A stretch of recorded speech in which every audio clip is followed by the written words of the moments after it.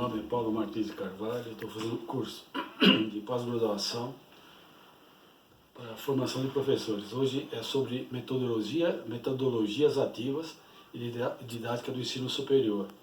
Como o tema é grande, tem muitos detalhes, eu fiz um resumo e vou ler que é mais fácil. Primeiro eu vou falar do contexto histórico do século XIX. Durante a segunda metade do século XIX, a sociedade brasileira passou por mudanças fundamentais nos campos políticos, sociais e, consequentemente, na forma de ver e entender a nova realidade que estava vivendo.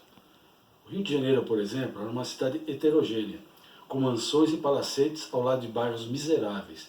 Na Rua do Ouvidor podiam-se encontrar as últimas novidades de Paris, mas a febre amarela e a varíola periodicamente dizimavam a população pobre. Em 1880, houve a ascensão da burguesia. A mudança do ensino religioso a mudança do ensino religioso surgiu somente a partir de 1870, quando os valores capitalistas da burguesia ganharam importância. A pedagogia tradicional deixou de ser explicitamente religiosa, mas continuou com uma visão essencialista do homem. Como era a escola do século XIX? A verdade é que nesse século o ensino era algo raro. Poucas pessoas tinham acesso às escolas, justamente por não ficarem localizadas em áreas rurais. Isso dificultava para quem residia nessas regiões. As meninas da época quase nunca eram autorizadas a estudar. Quando eram, às vezes, não passavam do ensino primário. O ensino era baseado na memorização do aluno. Isso fazia com que as crianças aprendessem bem menos do que as de hoje. O século XIX foi marcado pela falsa estruturação do sistema educacional brasileiro, principalmente os colégios internos frequentados pelos filhos da elite. Internatos onde a educação era impregnada de modelos severos e regimes autoritários, onde a educação moral rígida era vista como objetivo final da escola. Os escritores dos textos utilizados para o estudo do caso são os dois importantes escritores brasileiros, Raul Pompeia e Joaquim Maria Machado de Assis, sendo que Machado de Assis é considerado por alguns como o maior escritor em língua portuguesa. Eles foram capazes de retratar em suas obras o panorama da educação e de uma sala de aula, frequentada então pelas elites. O povo não tinha acesso à educação formal, tinha apenas acesso à educação religiosa oferecida pela igreja. Por exemplo, na primeira comunhão, ou seja, aprendia a rezar no século XIX. Raul Pompeia foi um advogado e escritor brasileiro. Ele era do movimento realista e foi diretor da Biblioteca Nacional. Ele nasceu em 12 de abril de 1863 e morreu em 25 de dezembro de 1895, no Rio de Janeiro. Outro escritor de grande importância, Joaquim Maria Machado de Assis, foi autodidata. Nasceu em 21 de junho de 1839, no Rio de Janeiro, e faleceu em 29 de setembro de 1908, no Rio de Janeiro. As questões que nos foram propostas. Os ambientes de sala de aula descritos são semelhantes ao ambiente dos tempos atuais. Do ponto de vista da instalação da aula, ele segue o padrão jesuítico de educação, ou seja, com a lousa, cadeiras, mesa, professor e aluno, posicionados da mesma maneira que muitas escolas usam até os dias atuais. Evidentemente, do ponto de vista pedagógico, as diferenças são enormes, pois, naquela época, podemos notar que no texto 2 a menção da palmatória, instrumento de tortura, utilizado pelos professores de então como método de punição para qualquer atitude por parte do educando que contrariasse o que o educador entendia como quebra do padrão disciplinar a ser seguido.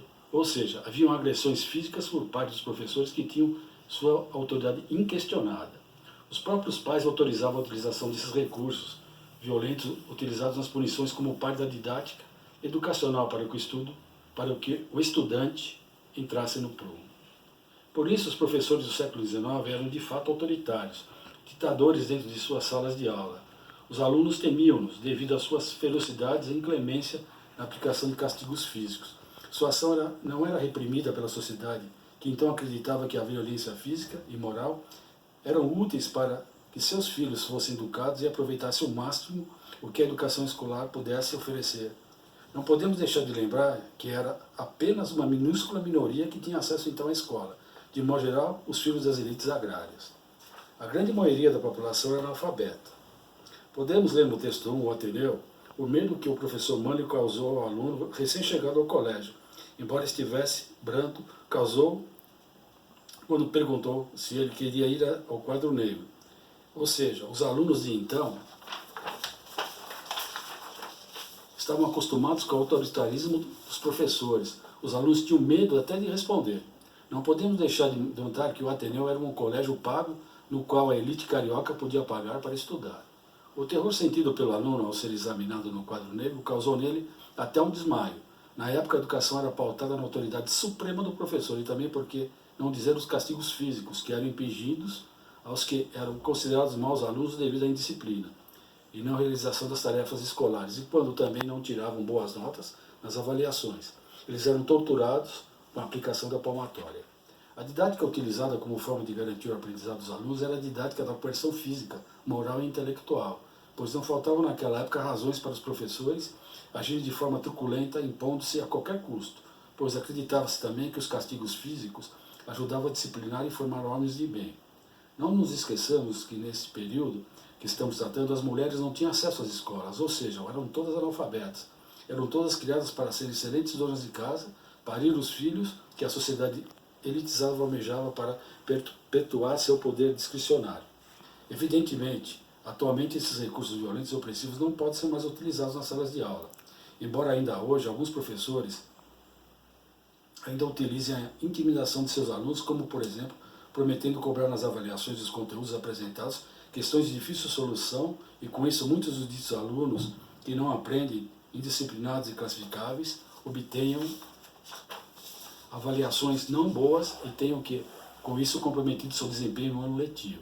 Tem depois que assistir a aulas de reforço escolar com outro professor, concomitantemente com a próxima série em que for estudar, o que pode também causar evasão escolar, principalmente nas escolas públicas. Agora, com a promoção continuada, ou a progressão continuada, como praticamente não há reprovação, esses professores que têm cunho autoritário e são verdadeiros déspotas, não têm mais lugar, pelo menos nas boas escolas e nos maiores centros urbanos. Hoje, há uma inversão de papéis. Quem são agredidos são os professores, e não mais os alunos. Avaliando os dois textos, o de Pompeia, o Ateneu, e o de Machado de Assis, Conto de Escola, chego às seguintes conclusões com relação aos aspectos de como era a escola no final do século XIX, final do Império e início da República. Os professores autoritários, devido ao medo de adotar mudanças, o professor mantinha-se no topo, exigindo silêncio e toda a concentração possível dos alunos para que eles entendessem, assimilassem os conteúdos. Caso os alunos não adquirissem novos conhecimentos, a escola eximia-se, pois a falha em não aprender era do aluno e não havia falha do professor ao ensinar. Só o aluno ficava marcado pela sua incapacidade de aprender. Nunca o professor levava a culpa no seu processo educativo. Não importava que sua didática era falha, cabia ao aluno aprender de qualquer jeito. Mas não podemos nos esquecer que nessa época só o professor podia ensinar, o aluno não tinha essa possibilidade, pois o posicionamento didático não era dialógico. B. Método de ensino, aula expositiva, a técnica de ensino mais tradicional, muito utilizada até hoje no Brasil, desde os tempos da educação promovida pelos jesuítas no período da colonização. C. Posicionamento didático dogmático, pois não há espaço nem liberdade para que os alunos questionem os conteúdos e explicações dadas pelos professores. Nessa situação, cabe ao professor passar os conteúdos e o aluno aceitar passivamente. D. Cultura da repetência, pois só os mais capazes, após avaliações, eram aprovados para seguirem para a série superior. E. Avaliação em meio de provas e arguições quase que diárias, realizadas pelo professor, que tinha então bastante poder, inclusive, de reprovar o aluno. F. Como só os mais capazes eram aprovados para as séries seguintes, as classes tendiam a ser mais homogêneas. G. Os alunos eram estimulados pelos professores para disputar entre si continuamente quem era o melhor aluno da sala, da série do colégio. Suas famílias esperavam que eles fossem sempre os melhores. H. A avaliação, como já dissemos no item E, era realizada pelo professor. Algumas vezes ele usava de seu poder discricionário para punir um aluno, reprovando-o ou pelo menos causando um forte estresse no educando, que tinha que ser o melhor aluno, pois isso era esperado dele pela sociedade e principalmente pela sua família.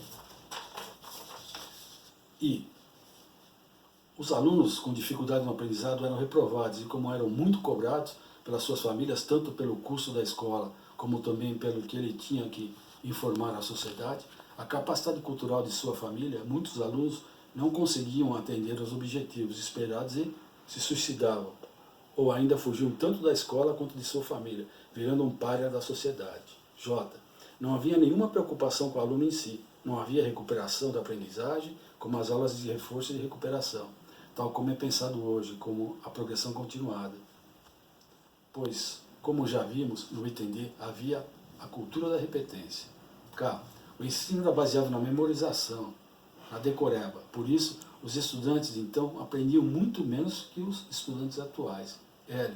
A escola era fundamentalmente, praticamente, masculina. As meninas quase nunca tinham permissão para frequentá-la. Ou seja, de maneira geral, as mulheres eram quase sempre analfabetas, classes mistas, nem pensar. M. O pior da escola, na minha opinião, era a capacidade que os professores então tinham na aplicação dos castigos, que poderiam ser psicológicos ou físicos, muitos deles consentidos pelas próprias famílias, uma barbárie sem dúvida. N. Talvez a escola do século XIX, a relatada nos textos, possa ser entendida por algumas palavras: disciplina, controle, organização, excludente, machista, tradicional, elitista, aristocrática, racista, etnocêntrica e personalista. Ó, na época era utilizada a pedagogia liberal tradicional, que tinha como objetivo a transmissão dos padrões, normas e modelos dominantes. Os conteúdos escolares são separados da realidade social e da capacidade cognitiva dos alunos, sendo impostos como verdade absoluta, e que apenas o professor tem razão. Sua metodologia é baseada na memorização, o que contribui para uma aprendizagem mecânica, passiva e repetitiva. 2. O que pode ser aproveitado dos métodos descritos nas aulas promovidas pelos professores da atualidade? O que deve ser descartado? O que já é aproveitado atualmente é a forma jesuítica de ensinar, como é utilizada desde o século XIX e que persiste até hoje. No que diz respeito à localização do professor e objetos que formam a sala de aula, acredito que pode ser também aproveitado é o exame do aluno no quadro negro, como vemos no trecho 1, quando o professor Mânlio quer examinar um novo aluno, pois com a orientação do professor, o aluno pode se desinibir, perder o medo e o terror das avaliações, pois se ele for constantemente avaliado no quadro, não terá medo de ser pego de surpresa quando de qualquer avaliação, pois ele já estará preparado. Por isso, a avaliação contínua é de suma importância na transmissão dos conhecimentos por parte do professor e também o engajamento do aluno com aprender a aprender. E por que também não dizer que o aluno também possa ensinar ao professor. No texto 2, podemos notar que o professor passava tarefas diárias com relação à leitura, ação de extrema importância a ler. A leitura nos aproxima dos conhecimentos sociais, técnicos e profissionais que nos formam para a vida. Atualmente é fácil constatar que as pessoas leem muito pouco. Quando estudei nos tempos de ginásio, embora público, a cada bimestre tínhamos que entregar o resumo de um livro e, por sorte, nessa época tive a oportunidade de conhecer e resumir a obra O Ateneu, que na época era de leitura obrigatória, como estamos vendo nesse estudo de caso, pois a leitura tinha o intuito de nos fazer conhecer como se dava a educação a partir da metade do século XIX, visto que todo enredo se passa em uma escola tradicional carioca, frequentada pela elite que tinha alunos vindos de outros locais do Brasil, devido à sua importância. O que deve ser descartado, se já não está, são as agressões físicas, morais e intelectuais, psicológicas. Não cabe ao professor, por exemplo, chamar a este ou aquele aluno de imbecil, incapaz ou coisa do gênero. Fatos que às vezes são exibidos na mídia, como alguns professores ainda agredindo crianças devido à sua incapacidade de entendê-las e, mais que isso, procurar ajudá-las, pois, como já vimos nos textos que estamos estudando, que muitas vezes as crianças vivem em ambientes bastante hostis, nos quais sobram agressões e faltam até as condições mínimas de alimentação e higiene. Ou seja, a sociedade faz de conta que elas não existem, e como não existem, não precisam ser atendidas em seus anseios sociais. O professor tem que entender que não conhece tudo, por isso tem que compartilhar os novos conhecimentos que seus alunos podem trazer e discuti-los em sala de aula. Método dialógico, ou seja, uma aula participativa, o professor tem que entender que não é de forma autoritária que terá o controle da situação em sala, como podemos notar nos trechos 1 e 2 dos textos. Os alunos não tinham respeito pelos mestres, tinham sim medo. No trecho 1, um aluno recém-chegado tinha horror ao professor porque o via, embora sem o conhecer, como um tirano, um algoz, capaz de transformar sua vida escolar no inferno. Inferno esse que seria, por exemplo, a sua repetência. Não há mais lugares para palmatórias, olhar sobre milho, ficar em pé com a face virada em direção à parede.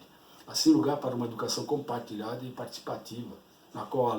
na qual o professor, aluno, aluno, professor, aluno, aluno, se complete com relação a assimilarem os conhecimentos novos ou não, sendo trabalhado em grupos ou não, mas todos imbuídos no sentido de fazer da educação uma ferramenta que possa melhorar a vida de todas as pessoas, em todos os sentidos, uma ferramenta de cunho social, uma educação pautada na justiça, no acolhimento de pessoas, sem elitismo, pois todos pagamos impostos, todos temos direitos à melhor educação que o Estado brasileiro possa prover.